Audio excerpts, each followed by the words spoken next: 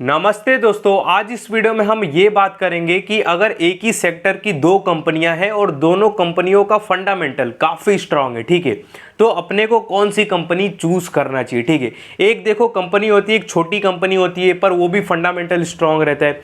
एक उसी सेक्टर की बड़ी कंपनी रहती है, उसका भी फंडामेंटल अच्छा रहता है। तो क्या बड़ी कंपनी के साथ जाना चाहिए या छोटी कंपनी के साथ जाना चाहिए। एग्जाम्पल के लिए मैं कंपनी भी बता देता हूँ, जिससे मैं 2-3 एग्जाम्पल भी बताऊँगा। आराम से वीडियो देखो, बहुत ही ज्ञान वाला होने वाला है और बहुत ही लॉजिक के साथ बात करने वाले। ये मेरा व्यू है, हाँ व्यू बहुत ही अच्छा है, आप देखो। अगर आपको अच्छा लगे तो समझना, अच्छा नहीं लगे तो भाई देख के कुछ सीखोगे तो सही। यहाँ पे जैसे देखो, एक ही सेक्टर के दो स्टॉक है, जैसे कि कल्याण ज्वेलर्स और टाइटन। तो अब बहुत लोग कंफ्यूज रहेंगे कि मैं कल्याण को लूँ कि टाइटन को लूँ। टाइटन एक लार्ज कैप का कंपनी है, कल्याण की बात करें तो ये एक मिड कैप का कंपनी है, ठीक है। पर दोनों की अगर मैं ग्रोथ की बात करूँ तो दोनों का ग्रोथ अच्छा है, दोनों का नेट प्रॉफिट भी अच्छा है, ठीक है, और फंडामेंटल दोनों स्ट्रांग है। तो अपन ले किसको, ठीक है, इसमें बहुत लोगों को कन्फ्यूज़न रहता है। सोचते लोग मैं टाटा पावर को लूँ कि सुजलॉन को लूँ, कि मैं अडानी पावर को लूँ कि जेपी पावर को लूँ, दोनों एक ही सेक्टर के, ठीक है। तो ये वीडियो में हम यही जानने वाले हैं कि भाई एक ही सेक्टर की अगर दो कंपनियां हैं तो उन दो कंपनियों को हमें कैसे चूज़ करना है, दो कंपनियों में से हम किसको चूज़ करें, ठीक है। और एग्जांपल के लिए इसमें कौन कौन से स्टॉक लूँगा, जैसे देखो एंजल वन हो गया, एक मोतीलाल हो गया, ठीक है, कैप्लिन पॉइंट हो गया, सन फार्मा हो गया, जेपी पावर हो गया, अडानी पावर हो गया, कल्याण ज्वेलर्स हो गया, टाइटन हो गया, फिर उसके बाद जियो फाइनेंस हो गया, बजाज फाइनेंस हो गया, ठीक है। तो ये कुछ एग्जांपल भी स्टॉक के कि ये कंपनियां एक ही सेक्टर की है पर अलग अलग है, कोई छोटा है कोई बड़ा है, ठीक है। देखो पहले मेरा क्राइटेरिया क्या है, पहले मेरा क्राइटेरिया फंडामेंटल सबके अच्छे हैं। मतलब मान लो कि दोनों कंपनियां अगर कंपेयर कर रहे तो पहला फंडामेंटल देखो।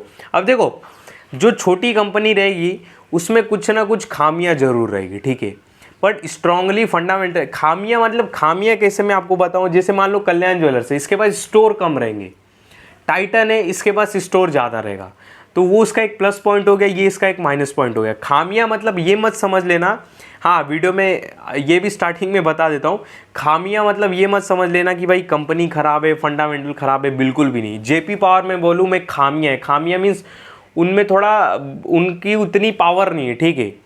बाकी दोनों है फंडामेंटल स्ट्रांग ही देखा जाए तो, अडानी पावर या जेपी पावर, ठीक है। तो ये स्टार्टिंग में आपको बता देता हूँ। और हाँ, मैं इसमें ग्रोथ वर्ड का भी यूज़ करूँगा कि ये कंपनियाँ ज़्यादा ग्रोथ देगी, ये कंपनियाँ उतना ग्रोथ नहीं देगी, जिससे जो बड़ी कंपनियाँ हो, ठीक है, वो ज़्यादा ग्रोथ नहीं देगी। तो इसका मतलब ये नहीं कि वो कंपनी खराब है, वो ग्रोथ ही नहीं देगी, उसके अंदर पैसा ही मत लगाओ, बिल्कुल भी नहीं, ठीक है, बिल्कुल भी नहीं, ठीक है। कोई धीरे चलता है, कोई फास्ट चलता है। अब जो कंपनियां धीरे चलती है जैसे बड़ी कंपनियां, पर वो स्टेबल है, छोटी कंपनियां फास्ट चलती है पर वो स्टेबल नहीं है। 80% आज स्मॉल कैप और मिड कैप की कंपनियां गिर चुकी। काइनस टेक्नोलॉजी की बात करूँ 80% गिर चुका है। तो देखो किसी में प्लस पॉइंट है, किसी में माइनस पॉइंट है, ठीक है। अब बड़ी कंपनियां जो ब्लू चिप की कंपनियां हैं, जैसे एग्जांपल के लिए मैं टाइटन मानता हूँ, ठीक है।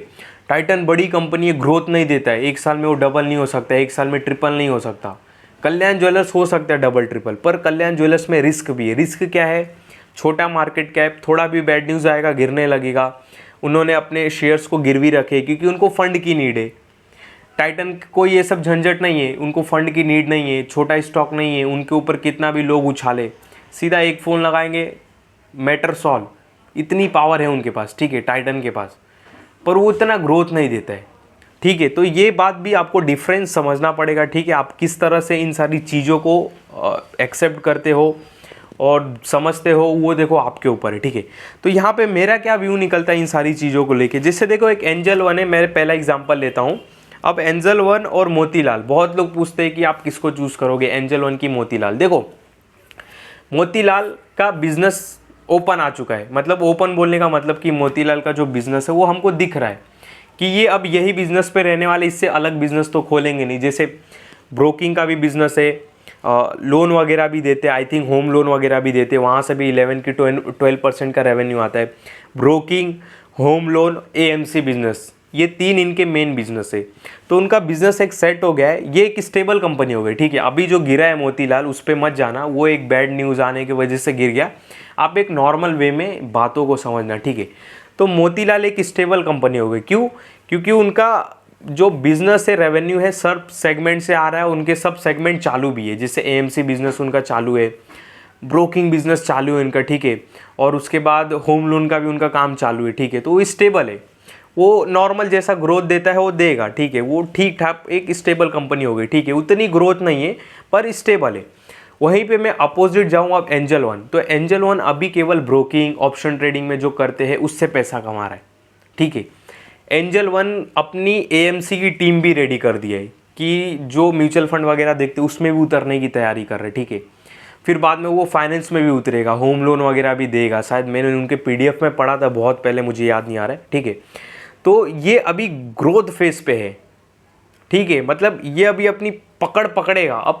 अब वो बिजनेस में किस तरह उतरता है नहीं उतरता है ये एक रिस्क है एंजल वन में, ठीक है।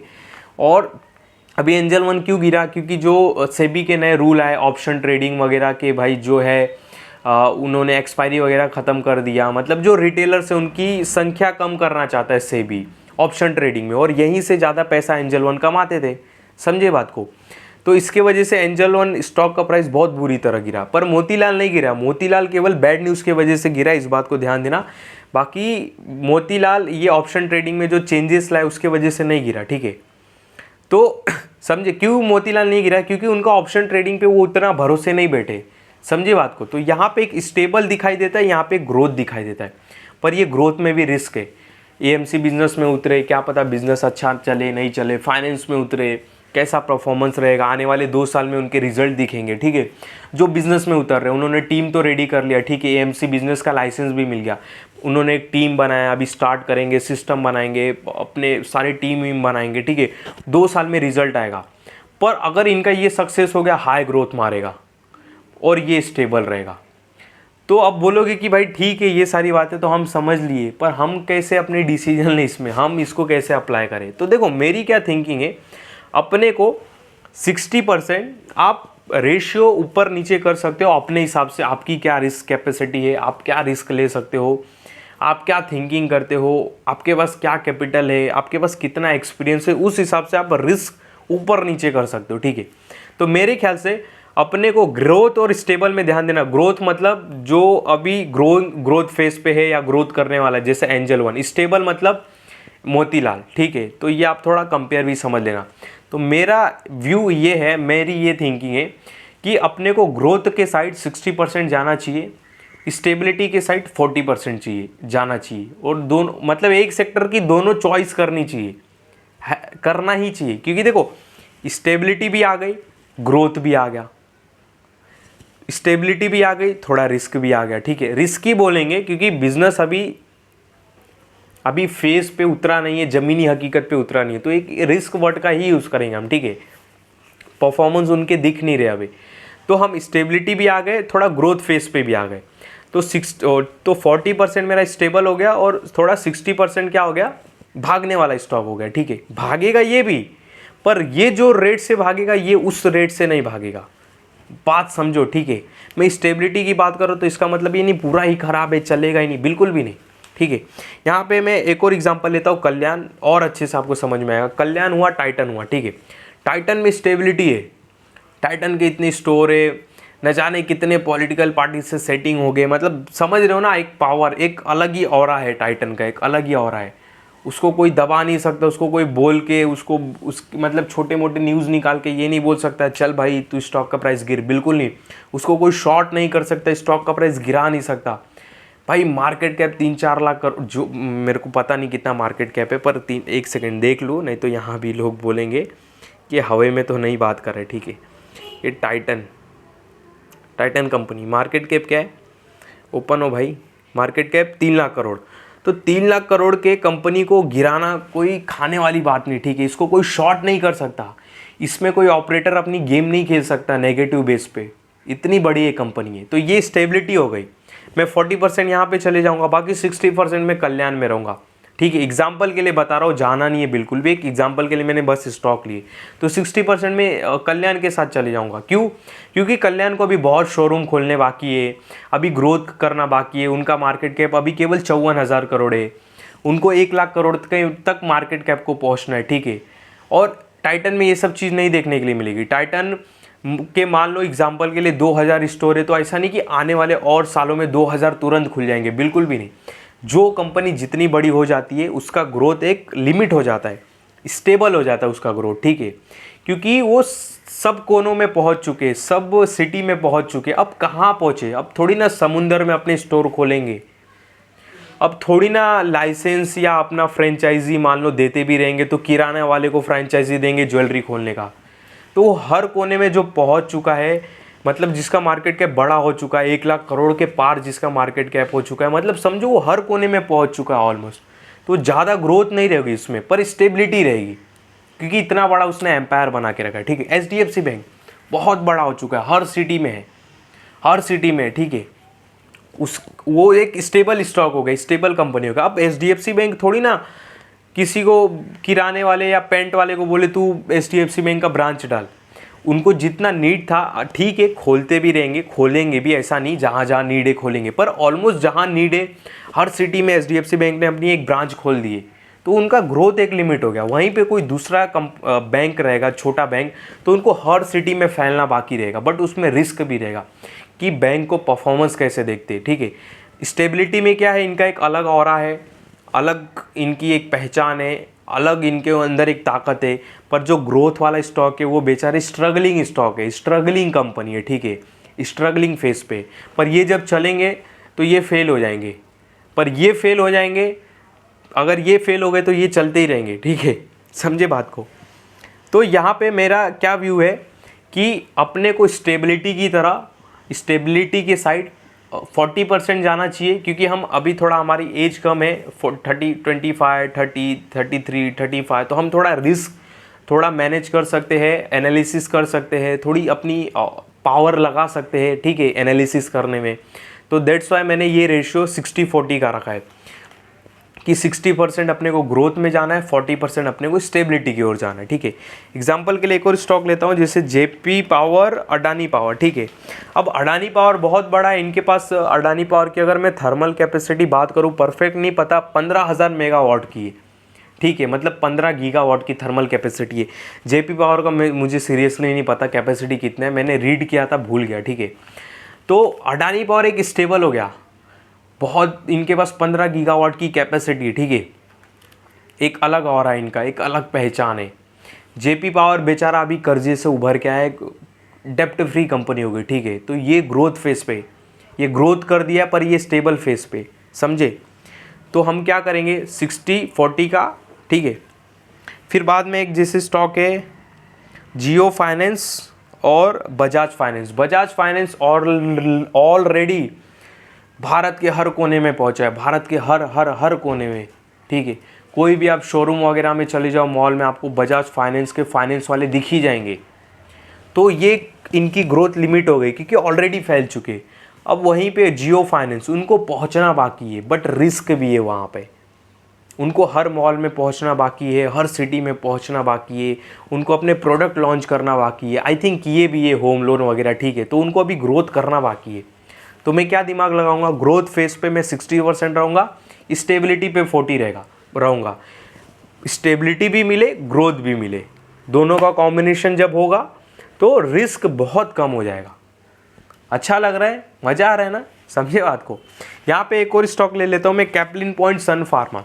सन फार्मा किसी में हिम्मत नहीं है दबा दे, इंडिया और वर्ल्ड की टॉप फार्मा कंपनी है। इंडिया में तो कोई दम नहीं है उसको दबा दे, या उसकी कहानी ख़त्म कर दे, या कोई उसको शॉर्ट कर दे।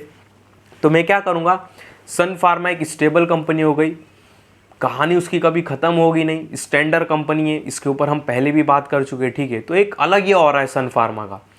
तो मैं सन फार्मा स्टेबल हो गया, मैं स्टेबिलिटी के साथ 40% रहूँगा। और फिर कैप्लिन पॉइंट एक मार्केट कैप 20,000 करोड़ का है, रिस्क है, बहुत फटाफट गिरता है, 2500 से 1900 आ गया, 2000 आ गया। देख रहे हो ना, आपके सामने लाइव है जो बता रहा हूँ मैं, ठीक है। वही बोला, ग्रोथ फेस में रिस्क है, थोड़ा बैड न्यूज़ आया, थोड़ा रिजल्ट खराब आया, धमाधम 500-600 रुपये गिर गया, 2500 का माल आ गया 2000 पे, आ ही गया, देख लो कैप्लिन पॉइंट। सन फार्मा रिजल्ट खराब आया, क्या आएगा, 50-100 ऊपर नीचे होगा, कल को अच्छी न्यूज़ आए वापस ऊपर, निफ्टी में कल अच्छी न्यूज़ आए वापस सन फार्मा ऊपर, क्योंकि उसका एक अलग ताकत है, उसकी एक अलग पहचान है, उनके पास अलग ही पावर है एक पैसे की और मार्केटिंग की और बिजनेस की, बहुत पुराने लीडर है, ठीक है, लीडर है, गुरु है, लीडर है, ठीक है। तो मैं क्या करूँगा, स्टेबिलिटी के साथ 40% जाऊँगा, ग्रोथ के साथ 60% जाऊँगा, ठीक है। तो मेरा पोर्टफोलियो मैनेज रहेगा। तो ये मेरा एक थिंकिंग है, ये मेरी थिंकिंग है, मैंने कॉपी नहीं किया है कहीं से, मतलब कहीं से सीख के नहीं बता रहा हूँ, मैं ये सोच समझ के बता रहा हूँ, ठीक है, जो मैं आजमाता हूँ, जो मैं करता हूँ, ठीक है। बाकी ऐसे बहुत सारे वीडियो जहाँ से मैं सीख के ही बताता हूँ, बट ये मैंने नहीं सीखा, ये मैंने खुद से थोड़ा निजात किया है, ठीक है। तो अपने को ग्रोथ वर्सेस स्टेबिलिटी में देखें, ग्रोथ के साइड 60% रहना है। 60% क्यों मैंने रेशियो लिया, क्योंकि हम थोड़ा रिस्क टेकर है, अभी ले सकते हैं, मार्केट के मूड माहौल को भी समझ रहे हैं, पैसा भी है, टाइम भी है, तो थोड़ा रिस्क साइड रह सकते ना अपन, ठीक है। और वहीं पे अदर हैंड देखे तो स्टेबिलिटी भी चाहिए अपने को भाई, ज़्यादा लेना भी नहीं रिस्क, तो इसके लिए स्टेबिलिटी मैंने 40, ये रेशियो ऊपर नीचे आप अपने कैपेसिटी के हिसाब से कर सकते हो, ठीक है। तो ये कुछ मेरे व्यू निकल के आते हैं, ठीक है। अगर आपको अच्छा लगा तो कमेंट करके बता सकते हो, ठीक है। और आपको और भी कुछ ऐसे चाहिए अलग वीडियो तो मैं तो भी बनाऊंगा, ठीक है। ये थोड़ा वीडियो लेट अपलोड करूंगा, तो अभी मान लो टाइटन का प्राइस 3200 है, मार्केट गिर रहा है, कल को क्या पता 3000 चले जाए, ठीक है। तो ये ओल्ड वीडियो मत समझना, ये मैं 2-3 दिन में कर दूंगा। तो ये था ग्रोथ वर्सेस स्टेबिलिटी, और कुछ बोलना था, याद नहीं आ रहा है मन में, क्या बोलना था भूल गया, ठीक है। तो वही ऑलमोस्ट सारी चीज़ें तो मैंने एक्सप्लेन कर दिया, और एग्जांपल नहीं है, ठीक है। और हाँ, यही बोलना था, देखो ये अप्रोच से म्यूचुअल फंड भी अपनाती है। म्यूचुअल फंड जो स्मॉल कैप के जो म्यूचुअल फंड है ना, स्मॉल कैप की रिस्की स्टॉक रहते हैं, ठीक है, वो स्मॉल कैप का उनको छूट रहता है, तुम स्टॉक भरो, स्मॉल कैप की म्यूचुअल फंड है तो स्मॉल कैप का ही कंपनियां रखेगा। पर एक सेबी का रूल है, एक हद तक ही स्मॉल कैप की कंपनियां रख सकते हो, आपको मिनिमम 10-12% लार्ज कैप की कंपनियां रखनी है। क्योंकि जब स्मॉल कैप की कंपनियां करेक्ट होगी 40, 30, 80%, तो लोगों के पोर्टफोलियो के बैंड बच जाएंगे। तो सेबी का एक रूल है भाई, लार्ज कैप की भी कंपनियां रखनी है, मिनिमम रखना ही है 10%, 12%, 15%। तो ये म्यूचुअल फंड भी अप्रोच अपनाते हैं, ये वाली थिंकिंग, ठीक है, स्टेबिलिटी वर्सेस ग्रोथ, और ये करना ही चाहिए। जब म्यूचुअल फंड जिनका पैसा मार्केट में घूम रहा है, जो मार्केट को उठा पता कर रहे डेली, जो ऊपर नीचे, जब वो ये रूल को फॉलो कर रहे हैं, जब सेबी जो मार्केट को रूल कर रहा है, सेबी इतना रिस्ट्रिक्ट रहता है, जब सेबी इन सारी चीज़ों को पे इतना सीरियस है, तो हम क्यों नहीं रहे भाई, ठीक है, समझो बात को। बाकी कुछ भी रिलेटेड इस वीडियो से पूछना हो कमेंट कर सकते हो, या किसी स्टॉक से रिलेटेड पूछना हो वो भी कमेंट कर सकते हो। बाकी मेरा टेलीग्राम चैनल भी है, वहाँ पे ज़रूर ज्वाइन होना, वहाँ पे काफ़ी अच्छे अपडेट देखने के लिए मिलते हैं, ठीक है, आपको बहुत हेल्प होगी। बाकी मेरे इस वीडियो में आपको कोई भी बात सल का कॉल नहीं है, ध्यान देना, जो भी बातें बताई केवल समझाने के लिए बताई, जो भी स्टॉक का नाम बताया केवल समझाने के लिए और एजुकेशनल पर्पस के हिसाब से बताया। बाकी मेरे इस वीडियो में या मेरे किसी भी वीडियो में कभी भी बाय सेल का कॉल नहीं रहता, इस बात का आप बहुत ध्यान देना।